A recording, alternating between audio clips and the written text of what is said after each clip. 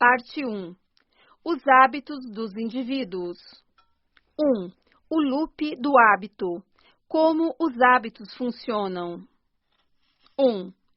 No outono de 1993, um homem que mudaria radicalmente muito do que pensamos sobre os hábitos entrou num laboratório em San Diego para uma consulta previamente marcada. Era um senhor idoso, pouco mais de 1,80 m de altura, bem alinhado numa camisa azul de botão. Seus cabelos brancos espessos teriam causado inveja em muitos reencontros de 50 anos de formatura. A artrite o fazia mancar de leve, enquanto percorria os corredores do laboratório, segurando a mão da mulher, andando devagar, como se receoso do que cada novo passo traria. Cerca de um ano antes, Eugene Pauly, ou, abre aspas, EP, fecha aspas, como ele ficaria conhecido na literatura médica, estava em sua casa, em Playa del Rey, preparando-se para o jantar, quando sua mulher mencionou que o filho deles, Michael, estava vindo visitá-los. Abre aspas. Quem é Michael? Fecha aspas, perguntou Eugene. Abre aspas. Seu filho, fecha aspas, disse a mulher Beverly.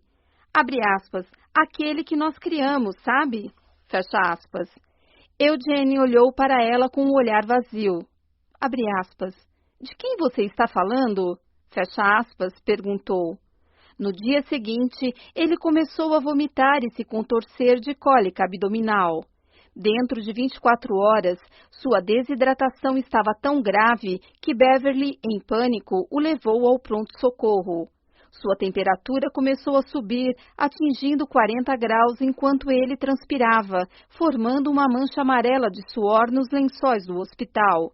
Ele ficou delirante, depois violento, gritando e empurrando quando as enfermeiras tentavam dar uma injeção intravenosa em seu braço. Só depois de sedá-lo é que um médico conseguiu cravar uma agulha comprida entre duas vértebras da base de sua coluna e extrair umas poucas gotas de líquido cefalorraquidiano. O médico que realizou o procedimento percebeu na mesma hora que havia um problema. O fluido ao redor do cérebro e dos nervos espinhais é uma barreira contra infecções e ferimentos. Em indivíduos saudáveis, ele é translúcido e corre rapidamente, movendo-se num fluxo quase sedoso através de uma agulha. A amostra da coluna de Eugene era turva e pingava devagar, como se estivesse cheia de sujeira microscópica. Quando os resultados voltaram do laboratório, os médicos de Eugene descobriram por que ele estava doente. Estava sofrendo de encefalite viral, uma doença relativamente comum que causa feridas, bolhas e infecções leves na pele. Em casos raros, no entanto, o vírus pode traçar um caminho até o cérebro, provocando lesões catastróficas conforme devora as delicadas dobras de tecido onde nossos pensamentos, sonhos e, de acordo com alguns, nossas almas residem. Os médicos de Eugene disseram a Beverly que não havia nada que eles pudessem fazer para reverter o estrago já feito. Porém, uma grande dose de medicamentos antivirais talvez evitasse que o vírus se espalhasse. Eugene entrou em coma e durante 10 dias esteve à beira da morte.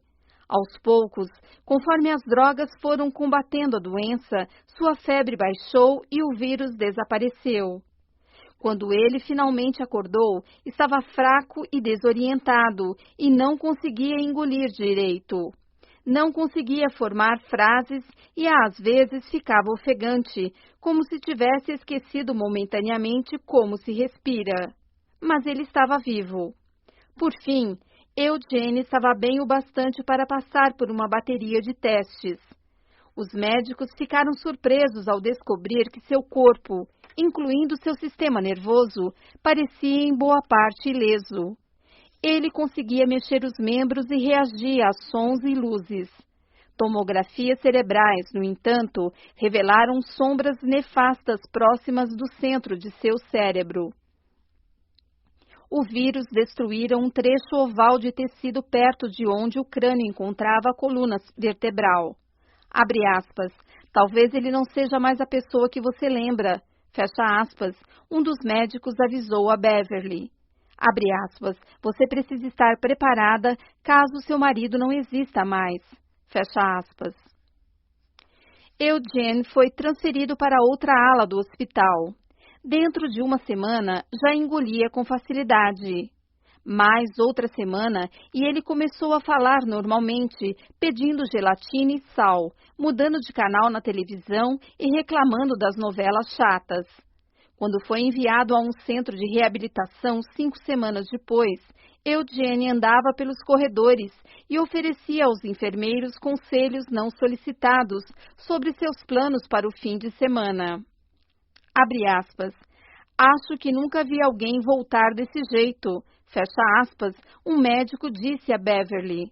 Abre aspas, não quero alimentar suas esperanças, mas isso é surpreendente. Fecha aspas. Beverly, no entanto, continuava preocupada. Na clínica de reabilitação, ficou claro que a doença havia alterado seu marido de modos perturbadores. Por exemplo, Eugene era incapaz de lembrar que dia da semana era, ou os nomes de seus médicos e enfermeiros, por mais vezes que eles se apresentassem. Abre aspas. Por que eles não param de me fazer todas essas perguntas? Fecha aspas. Ele perguntou a Beverly um dia depois que um médico saiu de seu quarto. Quando finalmente voltou para casa, as coisas ficaram ainda mais estranhas. Eugene não parecia se lembrar dos amigos deles. Tinha dificuldade de acompanhar conversas. Às vezes, de manhã, saía da cama, andava até a cozinha, fritava bacon e ovos para comer. Depois voltava para debaixo das cobertas e ligava o rádio. 40 minutos depois, fazia a mesma coisa. Levantava, fritava bacon e ovos, voltava para a cama e mexia no rádio. Depois fazia tudo de novo. Assustada, Beverly procurou a ajuda de especialistas, entre os quais um pesquisador da Universidade da Califórnia em San Diego, especializado em perda de memória. E foi assim que, num dia ensolarado de outono, Beverly e Eugene se viram num prédio indistinto no campus da universidade, lentamente caminhando de mãos dadas por um corredor. Eles foram conduzidos a uma pequena sala de exames. Eugene começou a conversar com uma moça que estava usando um computador. Abre aspas. Trabalhei com eletrônica ao longo dos anos e fico impressionado com tudo isso. Fecha aspas, ele disse, apontando para a máquina em que ela estava digitando. Abre aspas. Quando eu era mais novo, essa coisa teria sido instalada em 2 suportes de 1,80 m, ocupando essa sala inteira. Fecha aspas. A mulher continuou digitando. Eugene deu uma risadinha. Abre aspas, isso é incrível, fecha aspas, ele disse. Abre aspas, todos esses circuitos impressos e díodos e tríodos. Na época em que eu trabalhava com eletrônica, teria 2 suportes de 1,80 m segurando essa coisa. Fecha aspas. Um cientista entrou na sala e se apresentou. Perguntou a Eugene que idade ele tinha. Abre aspas. Vejamos, 59 ou 60? Fecha aspas. Eugene respondeu. Ele tinha 71 anos. Os cientistas começaram a digitar no computador. Eugene sorriu e apontou para a máquina. Abre aspas. Isso é mesmo formidável. Fecha aspas, ele disse. Abre aspas. Sabe, quando eu trabalhava com eletrônica, teria 2 suportes de 1,80 m segurando essa coisa. Fecha aspas. O cientista era Larry Squire, 52 anos, um professor que passara as últimas 3 décadas estudando a neuroanatomia da memória. Sua especialidade era explorar como o cérebro armazena acontecimentos. Seu trabalho com Eugene, no entanto, logo lhe revelaria um novo mundo e para centenas de outros pesquisadores que remodelaram nossa compreensão de como os hábitos funcionam. Os estudos de Squire mostrariam que mesmo alguém incapaz de lembrar sua própria idade ou de quase qualquer outra coisa pode desenvolver hábitos que parecem inconcebivelmente complexos. até você perceber que todo mundo depende de processos neurológicos semelhantes todos os dias. A pesquisa dele e dos outros ajudaria a revelar os mecanismos subconscientes que impactam as inúmeras escolhas que parecem ser fruto de um pensamento racional, mas, na verdade, são influenciadas por impulsos que a maioria de nós mal reconhece ou compreende. Quando Squire conheceu Eugene, já fazia semanas que ele vinha estudando imagens de seu cérebro. Os exames indicavam que quase toda a lesão dentro do crânio de Eugene se limitava a uma área de 5 centímetros perto do centro da cabeça. O vírus destruíra quase inteiramente seu lóbulo temporal medial, uma faixa de células que os cientistas suspeitavam ser responsável por todo tipo de tarefa cognitiva, tais como a lembrança do passado e a regulação de algumas emoções. A totalidade da destruição não surpreendeu Squire. A encefalite viral consome tecido com uma precisão cruel, quase cirúrgica. O que o deixou chocado era como as imagens pareciam familiares. 30 anos antes, quando era doutorando no MIT, Squire trabalhara junto com um grupo que estudava um homem conhecido como, abre aspas, HM, fecha aspas, um dos pacientes mais famosos da história da medicina. Quando HM, seu nome verdadeiro era Henry Molaison, mas os cientistas protegeram sua identidade ao longo de toda sua vida, tinha 7 anos, foi atropelado por uma bicicleta e caiu, batendo a cabeça com força. Logo em seguida, passou a ter ataques epiléticos e começou a desmaiar. Aos 16 anos, teve sua primeira crise tônico-clônica, o tipo de convulsão que afeta o cérebro inteiro. Em pouco tempo, ele estava perdendo a consciência até 10 vezes por dia. Quando completou 27 anos, HM estava desesperado. Os medicamentos anticonvulsivos não tinham ajudado. Ele era inteligente, mas não conseguia permanecer no emprego. Ainda morava com os pais. HM queria levar uma vida normal. Por isso, procurou a ajuda de um médico cuja tolerância com experimentos era maior que seu medo de cometer um erro médico. Estudos haviam sugerido que uma área do cérebro chamada hipocampo talvez exercesse um papel nos ataques epiléticos. Quando o médico propôs fazer uma incisão na cabeça de HM, levantar a seção frontal de seu cérebro e, com um pequeno canudo, sugar de dentro de seu crânio o hipocampo e parte do tecido ao redor, HM deu o seu consentimento. A cirurgia aconteceu em 1953 e, quando HM se recuperou, seus ataques epiléticos diminuíram. Quase de imediato, no entanto, ficou claro que seu cérebro tinha sido alterado radicalmente. HM sabia seu nome e que sua mãe era irlandesa. Lembrava da queda da Bolsa de 1929 e de noticiários sobre a invasão da Normandia. Mas quase tudo o que veio depois, todas as lembranças, experiências e esforços da maior parte da década antes da cirurgia, tinha sido apagado. Quando um médico começou a testar a memória de HM, mostrando-lhe cartas de baralho e listas de números, ele descobriu que HM era incapaz de reter qualquer informação nova por mais de uns 20 segundos. Desde o dia de sua cirurgia até sua morte em 2008, cada pessoa que HM encontrava, cada música que ouvia, cada sala em que entrava era uma experiência completamente nova. Seu cérebro tinha congelado no tempo.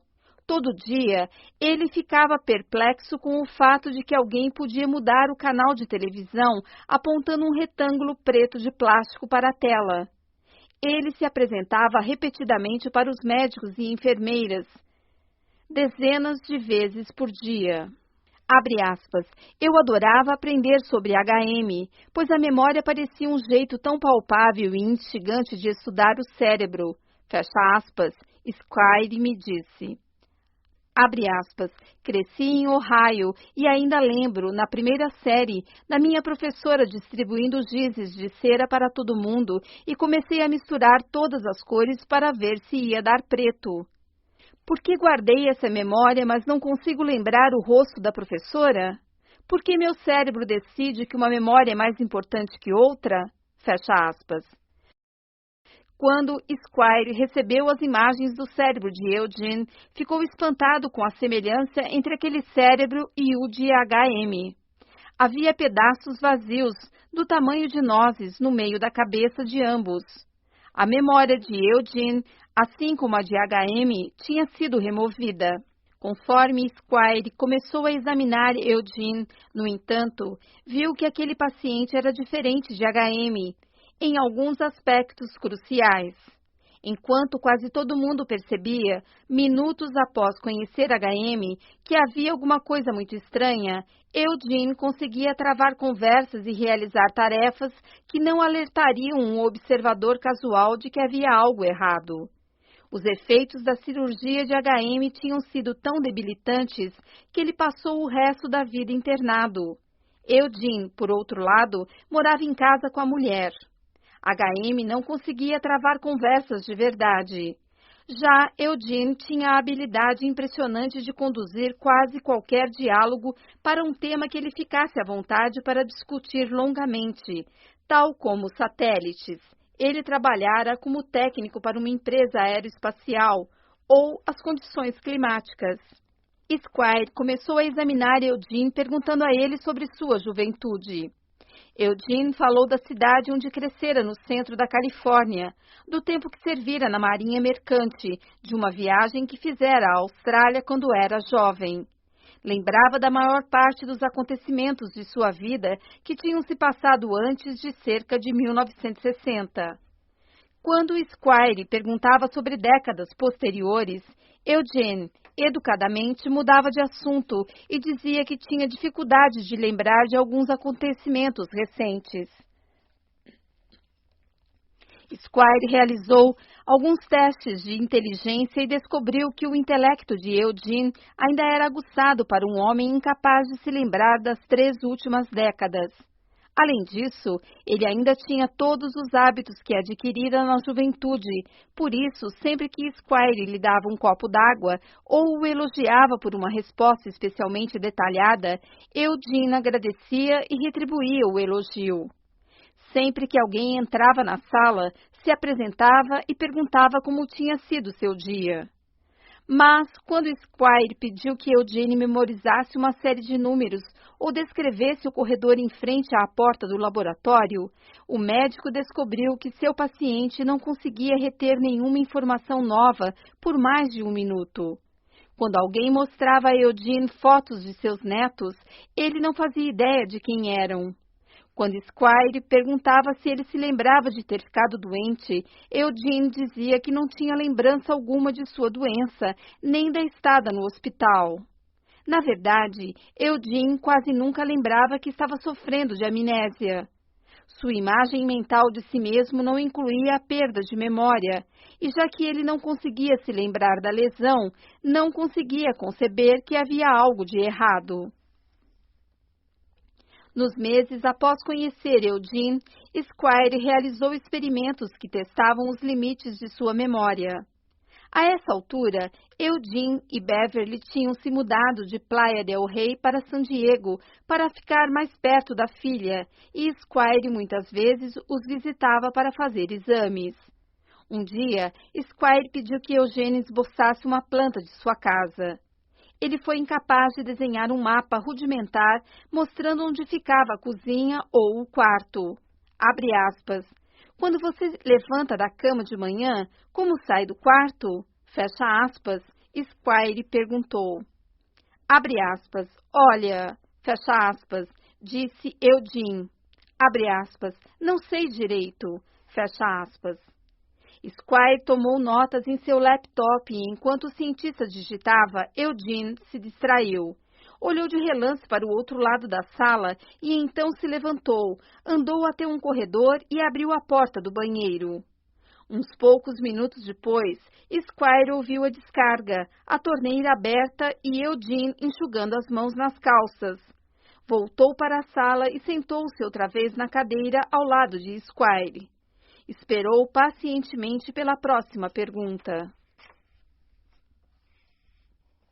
Na época, ninguém se perguntou como um homem incapaz de desenhar um mapa de sua própria casa conseguia achar o banheiro sem hesitação.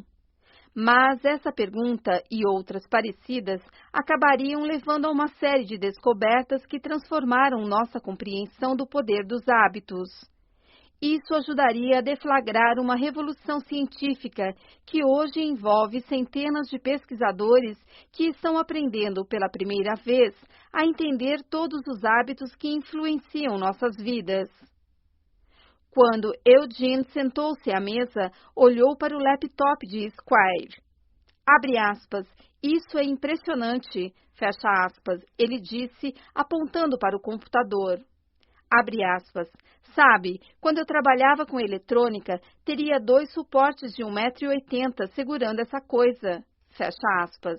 Nas primeiras semanas depois que eles se mudaram para a casa nova, Beverly tentava tirar Eugene de casa todo dia. Os médicos haviam lhe dito que era importante que ele se exercitasse, e se Eugene ficava dentro de casa por muito tempo, deixava Beverly maluca, fazendo as mesmas perguntas inúmeras vezes, num loop infinito. Por isso, toda manhã e toda tarde, ela o levava para dar um passeio no quarteirão, sempre juntos e sempre seguindo o mesmo itinerário. Os médicos tinham avisado a Beverly que ela precisaria monitorar Eugene constantemente. Disseram que, se ele algum dia se perdesse, nunca mais conseguiria achar o caminho de casa. Mas, certa manhã, enquanto ela se vestia, Eugene saiu despercebido pela porta da frente. Ele tinha uma tendência a perambular de um cômodo para o outro, por isso Beverly levou um tempo para perceber que ele tinha sumido. Quando percebeu, entrou em pânico. Correu para a rua e tentou enxergá-lo. Não conseguiu vê-lo. Foi até a casa dos vizinhos e esmurrou as janelas. As casas eram parecidas. Será que Eugene tinha se confundido e entrado em outra? Ela correu até a porta e tocou a campainha até alguém atender. Eugene não estava lá. Ela correu de volta para a rua, seguindo o quarteirão, gritando o nome de Eugene. Estava chorando. E se ele tivesse ido a algum lugar com trânsito?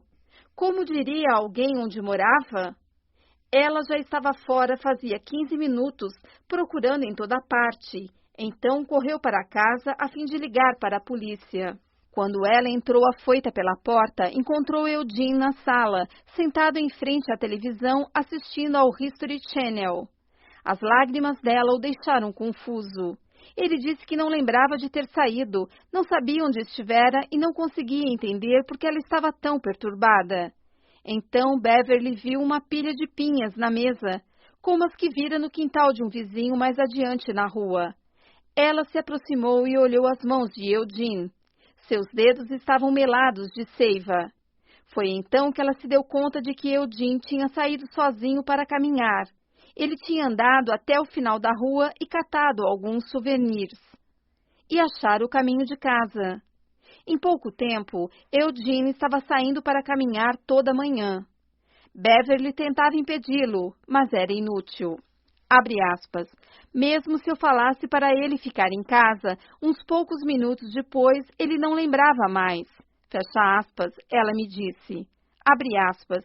Eu o segui algumas vezes para garantir que ele não ia se perder, mas ele sempre voltava são e salvo. Fecha aspas. Às vezes voltava com pinhas ou pedras.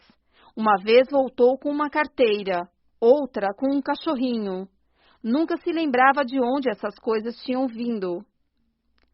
Quando Squire e seus assistentes ficaram sabendo dessas caminhadas, começaram a suspeitar que estava acontecendo alguma coisa dentro da cabeça de Eugene que não tinha nada a ver com a sua memória consciente. Então projetaram um experimento. Uma assistente de Squire visitou a casa um dia e pediu que Eugene desenhasse um mapa do quarteirão onde morava. Ele não conseguiu. Mas onde a casa dele estava situada na rua? Ela perguntou. Ele desenhou um pouquinho, depois se esqueceu da tarefa. Ela pediu que ele apontasse qual porta dava para a cozinha. Eugene olhou o cômodo à sua volta. Disse que não sabia. Ela perguntou a Eugene o que ele faria se estivesse com fome. Ele levantou, andou até a cozinha, abriu um armário e tirou um pote de amendoins. Mais tarde, naquela semana, um visitante acompanhou Eugene em sua caminhada diária. Eles andaram por cerca de 15 minutos pela eterna primavera do sul da Califórnia, com o ar carregado do cheiro de bougainvillias. Eugene não falou muito, mas sempre guiava o caminho e parecia saber aonde estava indo. Nunca pedia informações. Quando eles dobraram a esquina perto da casa dele, o visitante perguntou a Eugene onde ele morava. Abre aspas, não sei exatamente, fecha aspas, respondeu. Então seguiu pela sua calçada, abriu sua porta da frente, entrou na sala e ligou a televisão. Ficou claro para Squire que Eugene estava absorvendo informações novas. Mas onde dentro de seu cérebro estavam morando essas informações? Como alguém podia achar um pote de amendoins quando não sabia dizer onde ficava a cozinha? Ou achar o caminho de casa quando não fazia ideia de qual era a sua? Como, Squire se perguntou, os novos padrões comportamentais estavam se formando dentro do cérebro avariado de Eugene? 2. Dentro do prédio que abriga o Departamento de Ciências Cerebrais e Cognitivas do Massachusetts Institute of Technology, há laboratórios que contêm o que, para um observador leigo, pareceriam salas de cirurgia de uma casa de bonecas. Lá existem bisturis minúsculos, pequenas brocas e serras em miniatura de menos de 6 milímetros de largura, presas a braços robóticos. Mesmo as mesas de operação são muito pequenas, como se preparadas para cirurgiões do tamanho de crianças. As salas são sempre mantidas numa temperatura de 15 graus, pois um toque gelado no ar estabiliza os dedos dos pesquisadores durante procedimentos delicados. Dentro desses laboratórios, os neurologistas abrem os crânios de ratos anestesiados, implantando sensores minúsculos capazes de registrar as menores alterações dentro de seus cérebros. Quando os ratos acordam, mal parecem notar que agora há dezenas de fios microscópicos espalhados, como teias de aranhas neurológicas dentro de sua cabeça. Esses laboratórios tornaram-se o epicentro de uma revolução silenciosa na ciência da formação de hábitos, e os experimentos realizados aqui explicam como Eugene, assim como você, eu e todo mundo, desenvolveu os comportamentos necessários para sobreviver a cada dia. Os ratos desses laboratórios esclareceram os processos complexos que acontecem dentro de nossas cabeças sempre que fazemos algo tão mundano como escovar os dentes ou tirar o carro da garagem em marcha a ré. E para Squire, esses laboratórios ajudaram a explicar como Eugene conseguiu aprender novos hábitos. Quando os pesquisadores do MIT começaram a trabalhar com hábitos nos anos 1990, mais ou menos à mesma época em que Eugene foi acometido de sua febre, eles ficaram curiosos sobre um nó de tecido neurológico conhecido como gânglios basais. Se imaginarmos o cérebro humano como uma cebola, composto de camadas sobrepostas de células, então as camadas de fora, as mais próximas do couro cabeludo, são geralmente os acréscimos mais recentes de um ponto de vista evolutivo. Quando você cria uma nova invenção ou ri da piada de um amigo, são as partes mais externas do seu cérebro que estão em ação. É lá que acontecem os pensamentos mais complexos. Mais fundo dentro do cérebro e mais perto do tronco cerebral, onde o cérebro encontra a coluna, há estruturas mais antigas, mais primitivas. Elas controlam nossos comportamentos automáticos, como respirar e engolir, ou a reação de susto que sentimos quando alguém pula de trás de um arbusto. Mais para o centro do crânio, há um nó de tecido do tamanho de uma bola de golfe que é parecido com aquilo que se encontra dentro da cabeça de um peixe, réptil ou mamífero. Esses são os gânglios basais, um oval de células que, durante anos, os cientistas não entendiam muito bem, a não ser por suspeitas de que ele desempenhava um papel em doenças como o mal de Parkinson. No começo dos anos 1990, os pesquisadores do MIT começaram a cogitar que os gânglios basais talvez pudessem ser essenciais para os hábitos também. Notaram que animais com lesões nos gânglios basais de repente começavam a ter problemas com tarefas, como aprender a atravessar labirintos ou memorizar como abrir recipientes de comida. Decidiram fazer experimentos usando novas microtecnologias que lhes permitiram observar, nos mínimos detalhes, o que estava acontecendo dentro da cabeça de cada rato enquanto ele realizava dezenas de rotinas. Numa cirurgia, inseria-se no crânio do rato algo parecido com um pequeno joystick com dezenas de fios minúsculos. Depois disso, o animal era colocado num labirinto em formato de T com chocolate numa das pontas.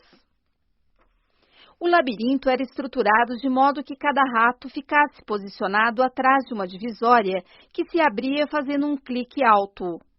No começo, quando um rato escutava o clique e via a divisória desaparecer, geralmente ia e voltava pelo corredor do meio farejando os cantos e arranhando as paredes. Parecia sentir o cheiro do chocolate, mas não conseguia descobrir como achá-lo.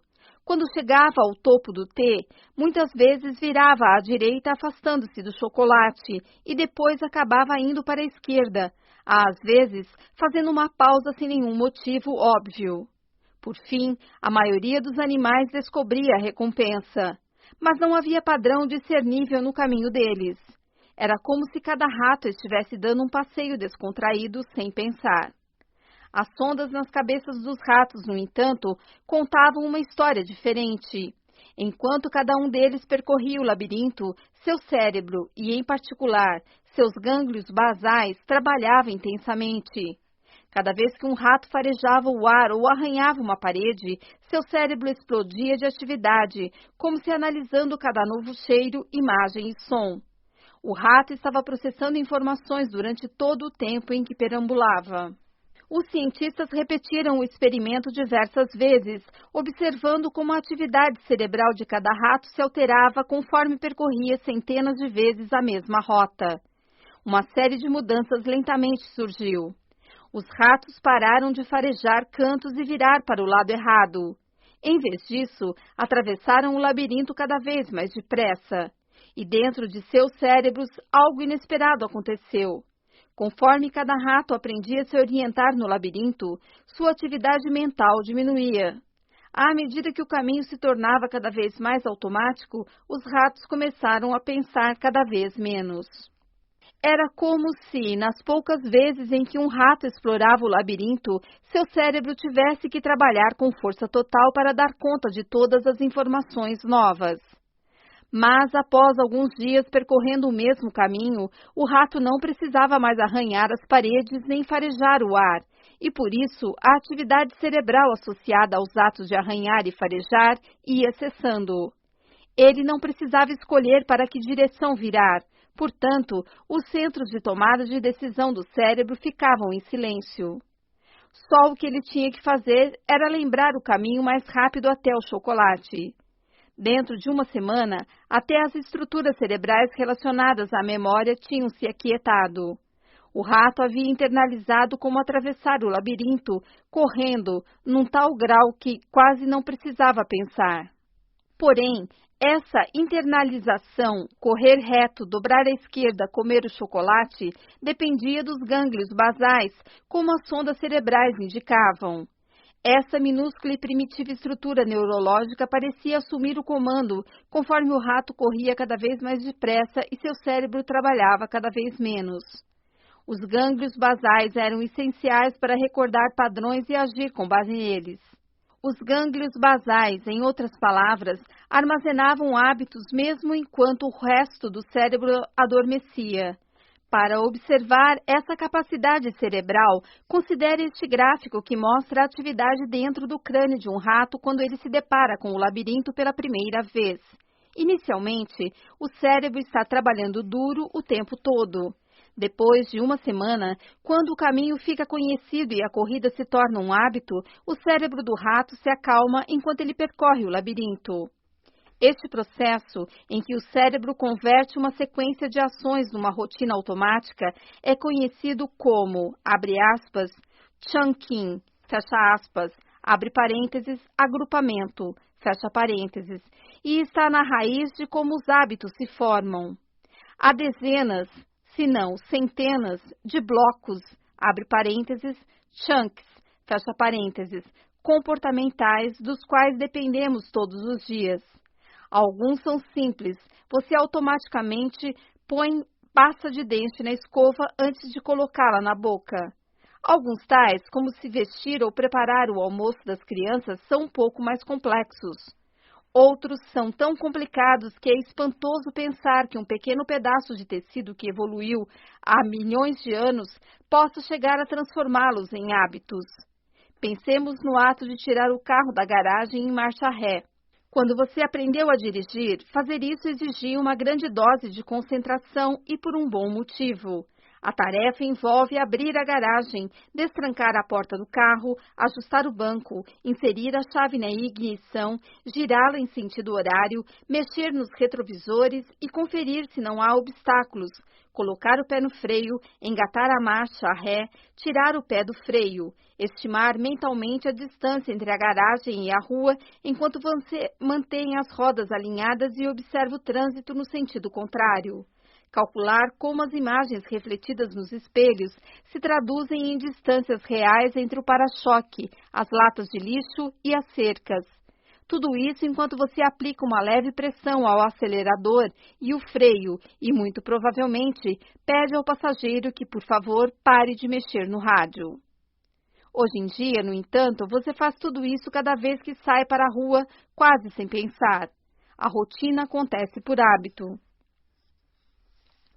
Milhões de pessoas executam esse intrincado balé toda manhã, sem pensar, pois, assim que sacamos as chaves do carro, nossos gânglios basais entram em ação, identificando o hábito que armazenamos em nosso cérebro referente a tirar um carro para a rua em marcha ré. Uma vez que esse hábito começa a se desenrolar, nossa massa cinzenta está livre para ficar em silêncio ou dar sequência a outros pensamentos. E é por isso que temos capacidade mental suficiente para perceber que o Jimmy esqueceu a lancheira dentro de casa. Os hábitos, dizem os cientistas, surgem porque o cérebro está o tempo todo procurando maneiras de poupar esforço. Se deixado por conta própria, o cérebro tentará transformar quase qualquer rotina num hábito, pois os hábitos permitem que nossas mentes desacelerem com mais frequência. Este instinto de poupar esforço é uma enorme vantagem. Um cérebro eficiente exige menos espaço, o que permite uma cabeça menor, tornando o parto mais fácil e, portanto, causando menos mortes de bebês e de mães.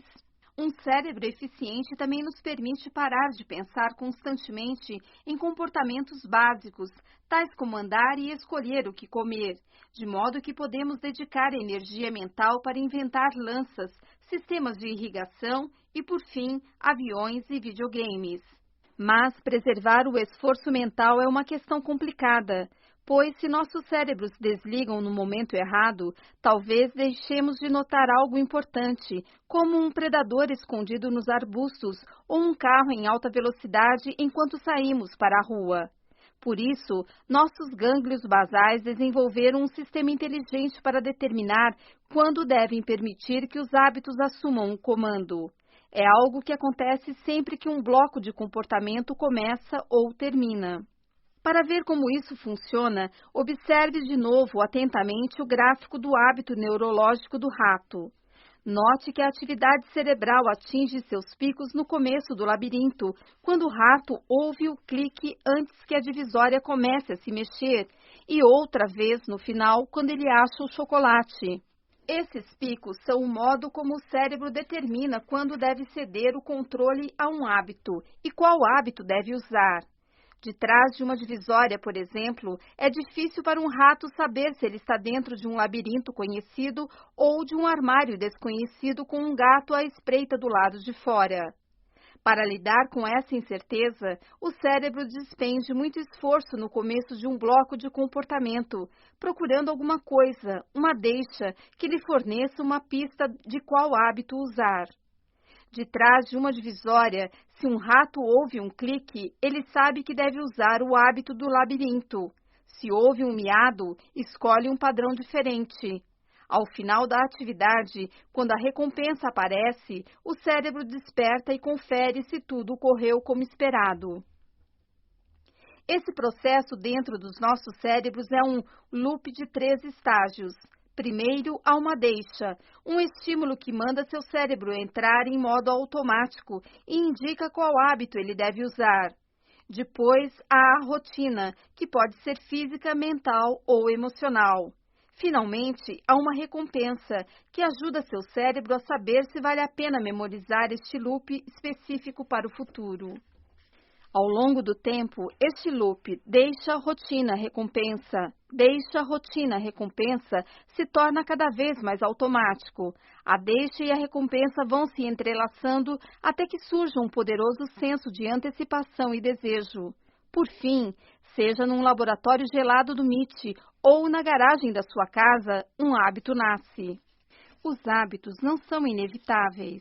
Como explicam os 2 capítulos seguintes, eles podem ser ignorados, alterados ou substituídos. Mas a descoberta do loop do hábito é tão importante porque revela uma verdade básica. Quando um hábito surge, o cérebro para de participar totalmente da tomada de decisões. Ele para de fazer tanto esforço ou desvia o foco para outras tarefas. A não ser que você deliberadamente lute contra um hábito que encontre novas rotinas, o padrão irá se desenrolar automaticamente.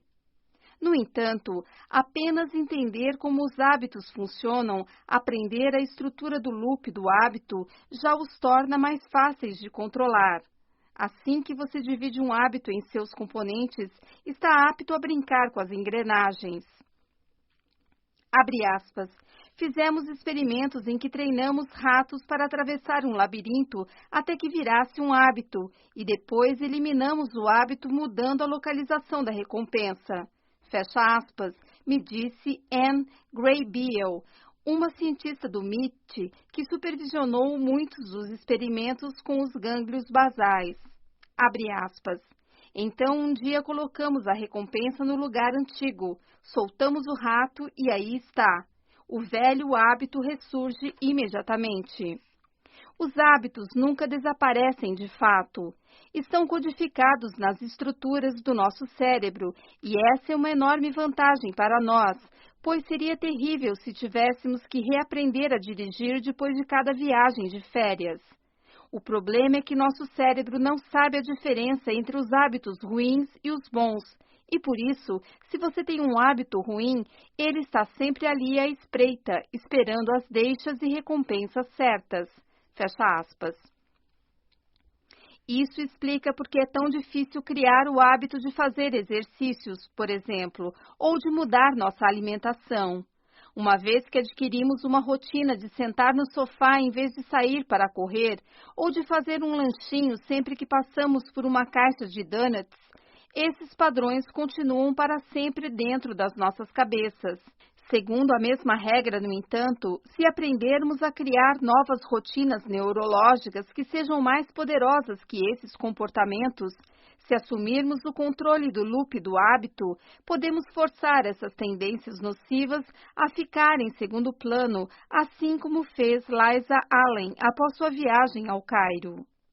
Estudos demonstraram que uma vez que alguém cria um novo padrão, sair para correr ou ignorar os donuts se torna tão automático quanto qualquer outro hábito. Sem os loops dos hábitos, nossos cérebros entrariam em pane, sobrecarregados com as minúcias da vida cotidiana. Pessoas cujos gânglios basais são prejudicados por lesões ou doenças, muitas vezes ficam mentalmente paralisadas. Têm dificuldade de realizar atividades básicas, como abrir uma porta ou decidir o que comer. Perdem a capacidade de ignorar detalhes insignificantes. Um estudo, por exemplo, descobriu que pacientes com lesões nos gânglios basais eram incapazes de reconhecer expressões faciais, inclusive medo e nojo, porque nunca sabiam direito em qual parte do rosto deviam se focar. Sem os gânglios basais, perdemos acesso a centenas de hábitos de que dependemos todos os dias.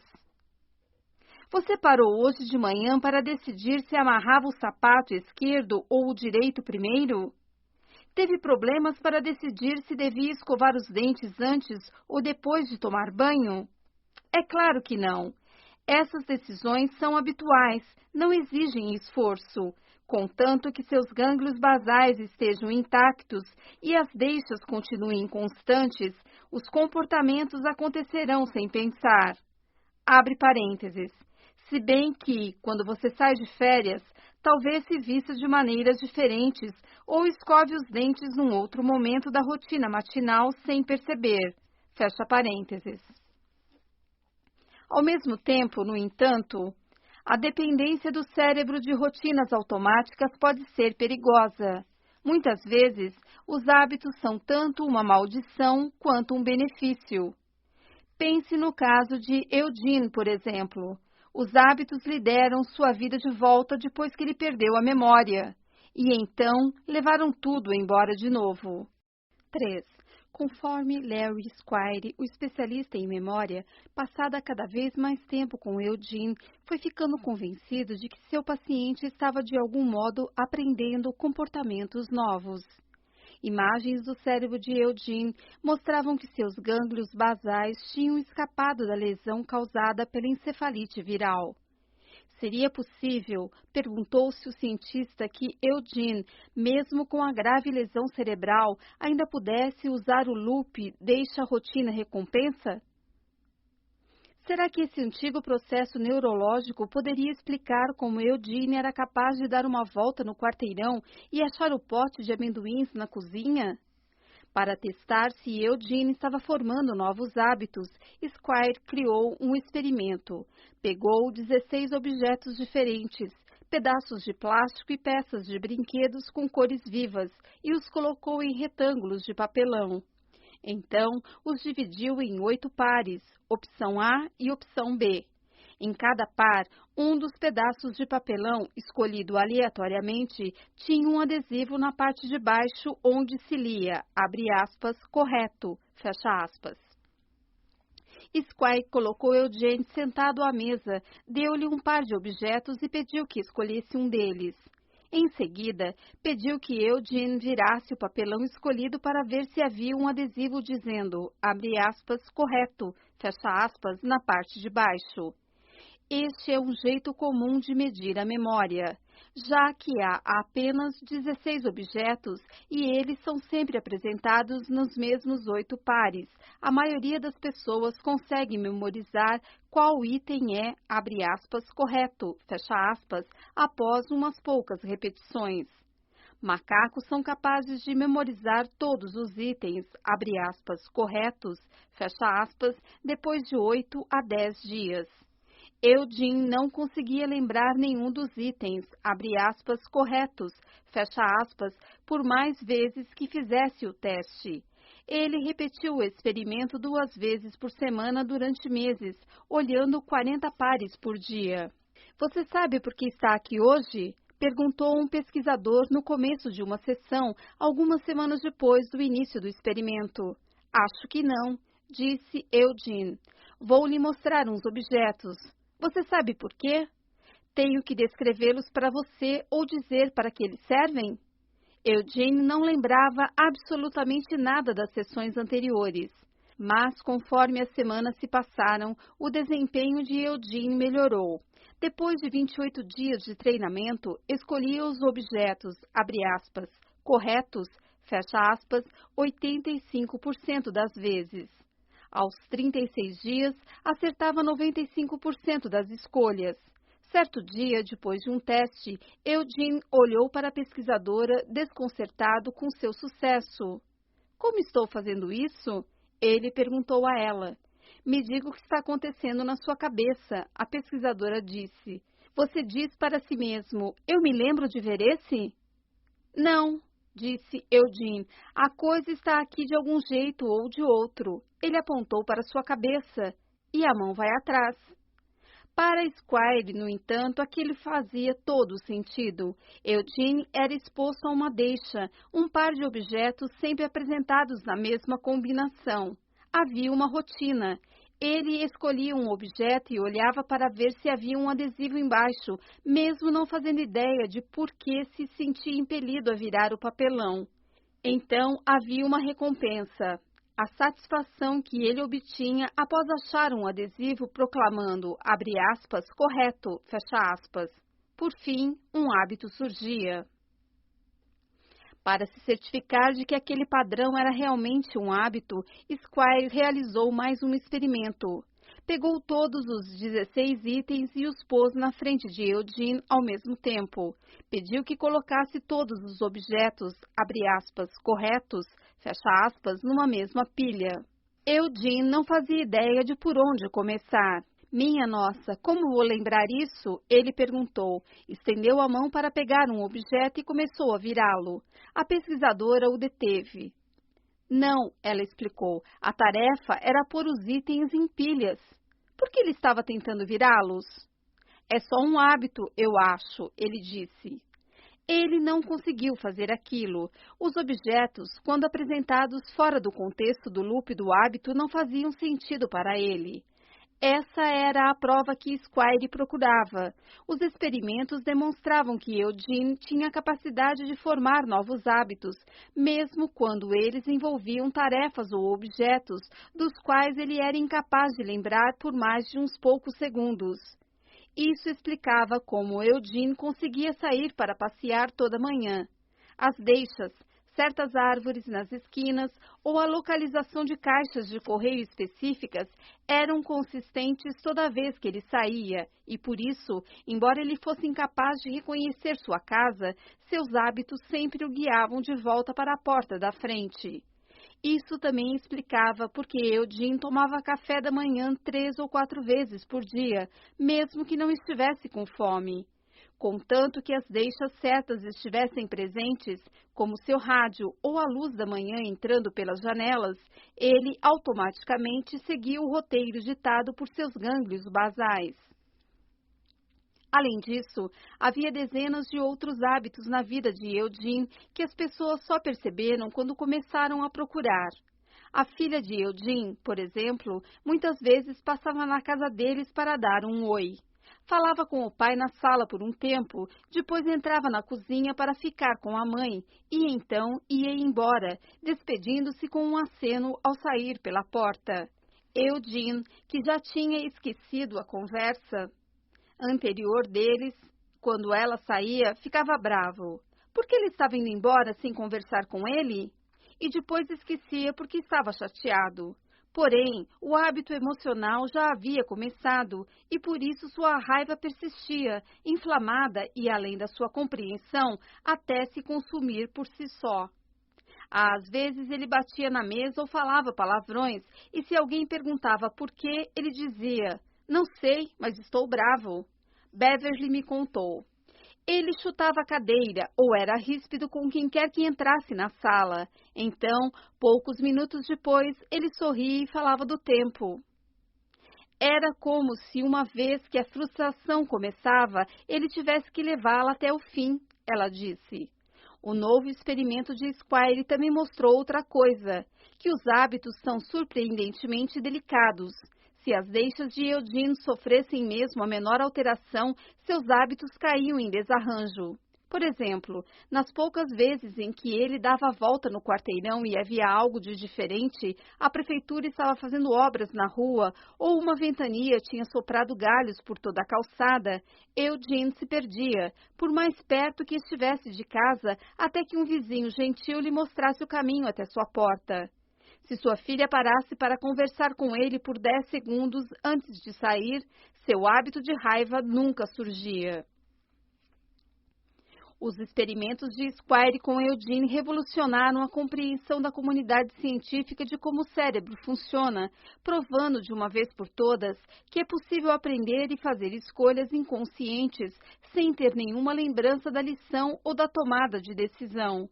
Eugene mostrou que os hábitos, tanto quanto a memória e a razão, são a raiz do nosso comportamento. Talvez não nos lembremos das experiências que criam nossos hábitos, mas uma vez que estão alojados dentro dos nossos cérebros, eles influenciam o modo como agimos, muitas vezes sem percebermos. Desde que o primeiro artigo de Squire sobre os hábitos de Eugene foi publicado, a ciência da formação de hábitos se transformou num grande campo de estudo. Pesquisadores das universidades de Duke, Harvard, UCLA, Yale, USC, Princeton, Pensilvânia e de todas as escolas no Reino Unido, Alemanha e Holanda, assim como cientistas corporativos trabalhando para a Procter & Gamble, Microsoft, Google e centenas de outras empresas, estão focados em compreender a neurologia e psicologia dos hábitos, suas forças e fraquezas, por que eles surgem e como podem ser mudados. Os pesquisadores descobriram que as deixas podem ser quase qualquer coisa, desde um estímulo visual, como um doce ou um comercial de TV, até certo lugar, uma hora do dia, uma emoção, uma sequência de pensamentos ou a companhia de pessoas específicas. As rotinas podem ser incrivelmente complexas ou fantasticamente simples. Abre parênteses, alguns hábitos, como aqueles relacionados a emoções, são medidos em milissegundos. Fecha parênteses. As recompensas podem variar desde comida ou drogas que causam sensações físicas, até compensações emocionais, tais como os sentimentos de orgulho que acompanham os elogios ou as autocongratulações. E em quase todos os experimentos, os pesquisadores viram ecos das descobertas de Squire com Eugene. Os hábitos são poderosos, mas delicados. Podem surgir fora da nossa consciência ou ser arquitetados deliberadamente. Muitas vezes acontecem sem a nossa permissão, mas podem ser remodelados se manipularmos suas peças. Eles dão forma à nossa vida muito mais do que percebemos. São tão fortes, na verdade, que fazem com que nossos cérebros se apeguem a eles a despeito de todo o resto, inclusive o bom senso. Numa série de experimentos, por exemplo, pesquisadores afiliados ao National Institute on Alcohol Abuse and Alcoholism, abre parênteses, Instituto Nacional do Abuso do Álcool e do Alcoolismo, fecha parênteses, treinaram camundongos para apertar alavancas em resposta a certas deixas, até que o comportamento se tornasse um hábito. Os camundongos eram sempre recompensados com comida. Então, os cientistas envenenaram a comida para que deixasse os bichos violentamente enjoados ou eletrificaram o chão, de modo que, quando os camundongos andavam em direção à recompensa, levavam um choque. Os camundongos sabiam que a comida e a jaula eram perigosas. Quando recebiam as bolinhas envenenadas numa tigela, ouviam os painéis eletrificados no chão, mantinham distância. No entanto, quando viam suas antigas deixas, apertavam a alavanca sem pensar e comiam a comida ou andavam pelo chão, mesmo enquanto vomitavam ou pulavam por causa da eletricidade. O hábito estava tão arraigado que os camundongos não conseguiam evitar. Não é difícil encontrar um caso análogo no mundo humano. Pense no fast food, por exemplo. Faz sentido, quando as crianças estão morrendo de fome e você está dirigindo para casa depois de um longo dia, parar, só esta vez, no McDonald's ou no Burger King. As refeições não são caras, o sabor é tão bom. Afinal, uma única dose de carne processada, batatas fritas salgadas e refrigerante cheio de açúcar representa um risco relativamente pequeno para a saúde, certo? Você não faz isso o tempo todo. Porém, os hábitos surgem sem a nossa permissão. Estudos indicam que, em geral, as famílias não pretendem comer fast food regularmente. O que acontece é que um padrão de uma vez por mês lentamente se torna uma vez por semana e então 2 vezes por semana, conforme as deixas e recompensas criam um hábito, até que as crianças estão consumindo uma quantidade de hambúrgueres e fritas que é prejudicial à saúde. Quando pesquisadores da Universidade do Norte do Texas e de Yale tentaram entender por que as famílias gradualmente aumentavam o consumo de fast food, encontraram uma série de deixas e recompensas que a maioria dos consumidores nunca soube que estava influenciando o seu comportamento. Eles descobriram o loop do hábito. Todo o McDonald's, por exemplo, possui a mesma aparência. A empresa deliberadamente tenta padronizar a arquitetura das lanchonetes e o que os funcionários dizem aos clientes, de modo que tudo seja uma deixa consistente para desencadear rotinas de compra. Em algumas redes, os alimentos são especificamente concebidos para proporcionar recompensas imediatas. As batatas fritas, por exemplo, são projetadas para começar a se desintegrar no momento em que encostam na sua língua, para fornecer uma dose de sal e gordura o mais rápido possível, ativando os seus centros de prazer e prendendo o seu cérebro no padrão. Muito melhor para estreitar o loop do hábito. No entanto, mesmo esses hábitos são delicados. Quando uma lanchonete de fast food fecha, as famílias que antes comiam lá muitas vezes passam a jantar em casa em vez de procurar um lugar alternativo. Mesmo pequenas alterações podem acabar com o padrão. Mas já que frequentemente não reconhecemos estes loops de hábitos enquanto crescem, não enxergamos nossa capacidade de controlá-los. Aprendendo a observar as deixas e recompensas, no entanto, podemos mudar as rotinas. 4. Em 2000, 7 anos após a doença, a vida de Eugene atingira uma espécie de equilíbrio. Ele saía para caminhar toda manhã. Comia o que queria, às vezes 5 ou 6 vezes por dia. Sua mulher sabia que, contanto que a televisão estivesse ligada no History Channel, Eugene se instalaria na sua poltrona felpuda e ficaria assistindo, fossem reprises ou programas novos. Ele não percebia a diferença. Conforme foi ficando mais velho, no entanto, os hábitos de Eugene começaram a ter impactos negativos na sua vida. Ele era sedentário, às vezes assistia televisão durante horas a fio, pois nunca se entediava com os programas. Seus médicos ficaram preocupados com seu coração. Disseram a Beverly que o mantivesse numa dieta restrita de comidas saudáveis. Ela tentou, mas era difícil influenciar a frequência com que ele comia ou o que comia. Ele nunca se lembrava das advertências dela. Mesmo se a geladeira estivesse abarrotada de frutas e legumes, Eugene fuçava até achar o bacon e os ovos. Essa era sua rotina. E conforme Eugene envelhecia e seus ossos ficavam mais frágeis, os médicos disseram que ele precisava tomar mais cuidado ao passear pela rua. Na cabeça de Eugene, no entanto, ele ainda tinha 20 anos a menos. Nunca se lembrava de pisar com cuidado. Fui fascinado pela memória durante toda a minha vida, Squire me disse. Então, conheci EP e vi como a vida pode ser rica, mesmo se você não pode se lembrar dela. O cérebro tem essa capacidade espantosa de encontrar a felicidade, mesmo quando as memórias dela não estão mais lá. Porém, é difícil desligar isso, o que acabou se voltando contra ele. Beverly tentou usar sua compreensão dos hábitos para ajudar Eugene a evitar problemas conforme envelhecia. Descobriu que podia causar um curto-circuito em alguns de seus piores padrões, inserindo novas deixas. Se ela não guardasse bacon na geladeira, Eugene não comeria vários cafés da manhã gordurosos. Quando ela punha uma salada perto da poltrona dele, Eugene às vezes a beliscava, e conforme a refeição foi se tornando um hábito, parou de procurar guloseimas na cozinha. Sua dieta, aos poucos, melhorou. Apesar desses esforços, no entanto, a saúde de Eugene piorou mesmo assim. Um dia de primavera, Eugene estava assistindo televisão quando de repente deu um grito. Beverly entrou correndo e o viu com a mão no peito. Ela chamou uma ambulância. No hospital, foi diagnosticado um pequeno ataque cardíaco. A essa altura, a dor tinha passado e Eugene estava lutando para sair da maca. Naquela noite, ele ficou o tempo todo arrancando os sensores presos a seu peito para poder deitar de lado e dormir. Alarmes soavam e enfermeiras entravam correndo.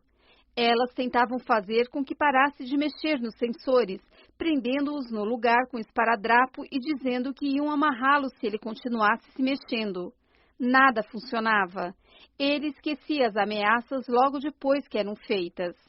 Então, sua filha disse a uma enfermeira que tentasse elogiá-lo por cooperar e ficar quieto, e repetisse o elogio inúmeras vezes, sempre que o via.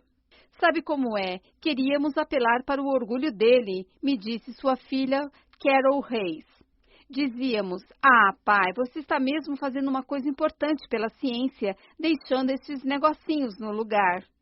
As enfermeiras começaram a paparicá-lo. Ele amou. Depois de alguns dias, ele fazia o que quer que elas pedissem. Eugene voltou para casa uma semana depois. Então, no outono de 2008, quando atravessava a sala de estar, Eugene tropeçou numa saliência perto da lareira, caiu e quebrou o quadril. No hospital, Squire e sua equipe recearam que ele fosse ter crises de pânico por não saber onde estava. Por isso, deixaram bilhetes ao lado de sua cama, explicando o que acontecera e colaram fotos de seus filhos nas paredes. Sua mulher e seus filhos vinham visitá-lo todo dia. Eugene, no entanto, nunca ficou preocupado. Nunca perguntava por que estava no hospital. Àquela altura, ele parecia estar conciliado com a incerteza, disse Squire. Fazia 15 anos que perdera a memória. Era como se parte de seu cérebro soubesse que havia algumas coisas que ele jamais entenderia e aceitasse isso bem. Beverly vinha ao hospital todos os dias. Eu passava um tempão falando com ele, ela disse. Dizia que o amava e falava dos nossos filhos e da vida boa que tínhamos. Apontava para as fotos e dizia como ele era querido. Fomos casados durante 57 anos e 42 deles foram um casamento normal de verdade. Às vezes era difícil, porque eu queria tanto o meu velho marido de volta, mas, pelo menos, eu sabia que ele estava feliz. Umas poucas semanas depois, sua filha veio visitá-lo. Qual é o plano? Eugene perguntou quando ela chegou. Ela o levou para fora numa cadeira de rodas até o gramado do hospital. O dia está lindo, disse Eugene. Que tempo ótimo, né? Ela falou para ele sobre suas crianças e eles brincaram com um cachorro. Ela achou que ele talvez pudesse voltar para casa em breve. O sol estava se pondo. Ela começou a se preparar para levá-lo para dentro. Eugene olhou para ela. Tenho sorte de ter uma filha como você, ele disse. Ela foi pega desprevenida. Não conseguia se lembrar da última vez em que ele dissera uma coisa tão carinhosa. Tenho sorte de você ser meu pai, ela disse. Puxa, o dia está lindo, ele disse. O que você está achando do tempo? Naquela noite, à 1 da manhã, o telefone de Beverly tocou. O médico disse que Eugene sofrera um ataque cardíaco grave e os funcionários tinham feito o possível, mas não tinham conseguido reanimá-lo. Ele falecera. Depois de sua morte, ele seria celebrado pelos pesquisadores e imagens de seu cérebro seriam estudadas em centenas de laboratórios e escolas de medicina. Sei que ele teria ficado muito orgulhoso de saber o quanto contribuiu para a ciência, Beverly me disse. Ele me disse uma vez, logo depois de casarmos, que queria fazer alguma coisa importante com sua vida, algo que fizesse a diferença. E ele fez. Apenas nunca se lembrou de nada disso.